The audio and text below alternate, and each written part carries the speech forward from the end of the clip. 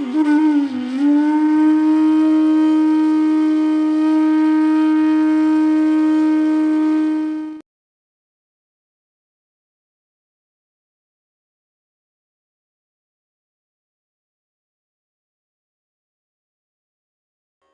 દીકરો હતો, એ શહેરમાં ભણે.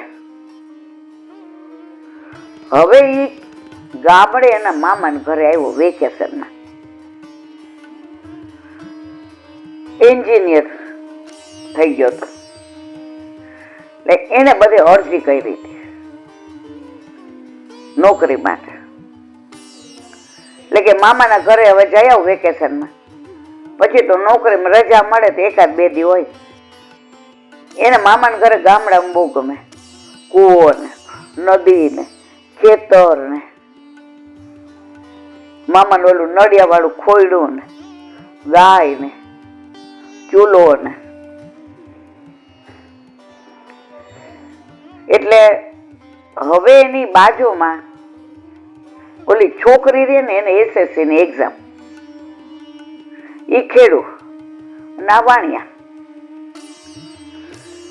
એટલે એના મામાને ઓલા ખેડૂએ પૂછ્યું કે તમારો ભાણિયો આવ્યો છે, બહુ ભણેલો લાગે. કે આ એન્જિનિયર થઈ ગયો, ગોલ્ડ મેડલ.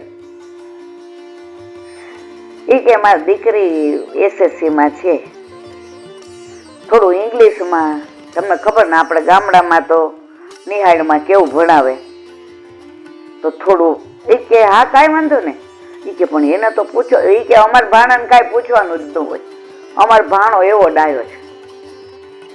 એટલે ઓલા ખેડૂત કાકાએ પૂછ્યું અમારા ઘરે આવશે કે ત્યાં મોકલું, જેમ એને ગમે એમ.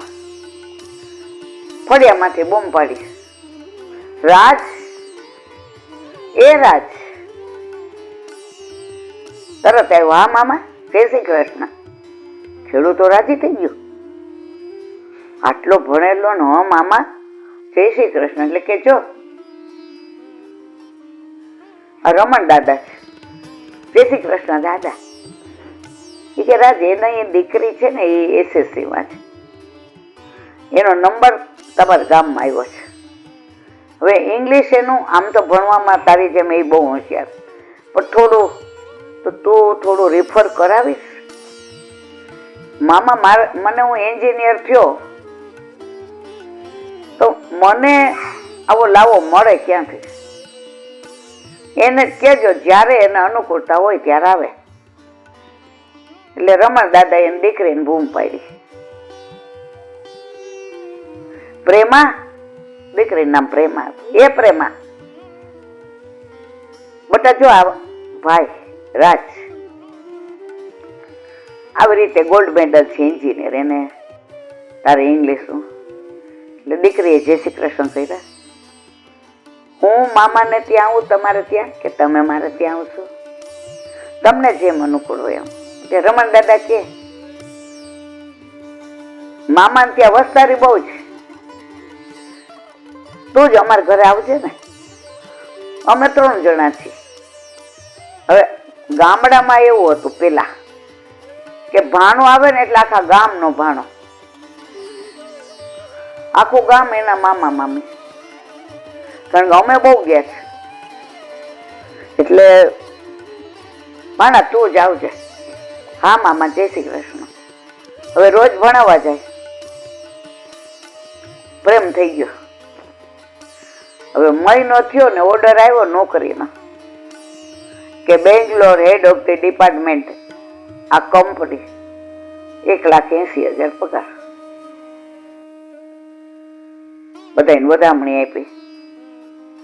રમણ દાદા કે લે હું તો ઘરે ઈ કે માવો કરી અને માવો શેકીને પેડા બનાવું છું. આખા ગામને પણ આ તો હું માવાના પેડા ખવડાવું. તો નોકરી મળી ને, કારણ કે આમે તો ટ્યુશન ના. એ કે મામા પૈસાની વાતો ન કરો, તમારો ભાણો તો હું ન ભણાવવાને. રમણ દાદાએ આખા ગામને શેકેલા માવાના પેડા ખવડાવ્યા. તમારા ભાણાને 1,80,000 ની નોકરી મળી, આખા ગામનો ભાણો. હવે જવાનું હતું એટલે છોકરીએ કીધું કે અમે છીએ ખેડૂત પટેલ, તમે વૈષ્ણવ વાણિયા. હવે મેં તો નક્કી કર્યું છે કે પરણીશો તમને, નહીતર કૂવો પૂરીશ. એટલે રાજે કીધું પરણીશો તને, નહીતર આખી જિંદગી કુંવારો રહીશ. હવે વાત મામાને કરી. મામા કે ભાણા આવું સ્વપ્ન ન લવાય હો બટા. મામા હું મારા પ્રેમમાં અફર છું અને પ્રેમમાં મારાથી અફર છું, નહીતર એ કૂવો પૂરશે. મામા તો મુંજારા. રમણ દાદાને ખેતર ગયા અને વાત કરી.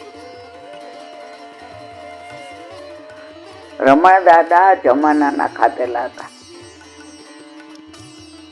એ કે સીધી ના પાડીએ તો દીકરી કૂવો પૂરે અને આ કુંવારો રહે. પરિસ્થિતિ જેવી ઊભી કરવાની. એટલે રમણ દાદાએ રાજને પ્રેમાને બોલાવ્યા. એ કે તમે બે પરણો એમાં હું સૌથી વધુ રાજી, પણ મારી એક શરત છે. એ કે 3 આખલા છે, 3. એ 3 આખલા તું સામે ઉભો રે ભાઈ બાણા રાજ. 3 માંથી હું 3 વારાફરતી દોડાવું ને તો એકની પૂંછડી પકડી લે ને એટલે મારે તને મારી પ્રેમાને પરણાવી દેવી. અને પ્રેમા તારો પ્રેમ સાચો હશે તો આ એકની પૂંછડી પકડી લેશે. તને બેટા શરત કબૂલ? હા બાપા. અને ન પકડી શકે તો તમે કયો ત્યાં પરણો. રાજ કે ન પકડી શકો તો મામાનું ગામ આટકીને હરામ બરોબર કોઈ દી પગ મૂકો તો. હવે આ વાતની ગામમાં કોઈને ખબર ન પડવા દીધી, નહીતર એ જમાનામાં દીકરીને કોઈ લે નહીં. મામા, રમણા દાદા, રાજ અને પ્રેમા ચારેય આવ્યા. 3 આખલા આવ્યા. આ આખલા આવ્યા તમને એમ થાય હમણાં મારી નાખશે આપણને. છાપા નહીં આવતો આખલા બાઈજા ને માણાને ઉડાડ્યો ને મારી નાખ્યો. હવે પેલો આખલો મારા જેવો હટ્ટો કટો. સામે રાજ ઉભો હતો. રાજ, પ્રેમા આખલાથી તું તો એવાય છો ને કે બાપા આપણે તો રોજ આખલા ની રહેવાનું. કે એને જાય રાજ પાસે, આખલાને પૂંછડું ઉમેર્યું કારણ કે પૂંછડી પકડવાની હતી. અને આખલાને કે જાજે. આખલો ગયો તો આ તો ફાટી પડ્યો. ઓરો બાપા આનું જોમ જો, આનો રૂઆબ જો. આની પૂંછડી પકડવા જાવ તો મારે ઉભી પૂંછડીએ ભાગવું પડે. આને જવા દો, બીજો આનાથી જરાક નબળો હોય ને એને પકડી લઈશ. બીજો આવ્યો એનોય બાપ. રમણા દાદા કે પ્રેમા, બીજાને કે ઓલાની હામું જોઈને ઈશારો કર્યો. તું ડર નહીં, પકડા ને. ઓલો આમ આમ આમ શેર નો મારા ફરવા કાપડે આવે. કોઈ દી ડીંડું વાળીને વાયડું નહોતું, વાયવું નહોતું, લણું નહોતું, પાણી નહોતું પાયું, કોળ નહોતો હલાવ્યો, ગાય નહોતી દોઈ, નોંદડા નહોતા બાંધ્યા. હવે એને આવડે? હવે બીજા આખલાને પ્રેમા મનમાં કે પ્રભુ કસોટી કરી છે, પાર ઉતારજે. બીજો આખલાને જોયો તો ઓલો તો ઝાડની ઓઠે ઉભો રહી ગયો, મને જુએ જ નહીં. બાપા હવે ઈ કે આને તો અડું જ નહીં. પ્રેમા કે અરે રે મારો પ્રેમી આવો. હવે ત્રીજો આખલો આવ્યો, હાવ મરેલી ગો જેવો, આંખમાં ડાબલા બાંધેલા, નાકમાંથી લેટ જાય. હાલે તો એમ થાય હમણાં પડખે જ મરી જશે. રાજ કે હાસ હવે આની પૂંછડી પકડીને એવો ગોળ ગોળ ફેરવું કે રમણા દાદા અહીંયા નૈના પરણાવી દે. ઓલી કે હલો ગયો. માંડ માંડ મરતા મરતા પહોંચ્યો ત્રીજો આખલો. ઓલો પૂંછડી પકડવા ગયો, ઉંમરના હિસાબે પૂંછડી જ નહીં.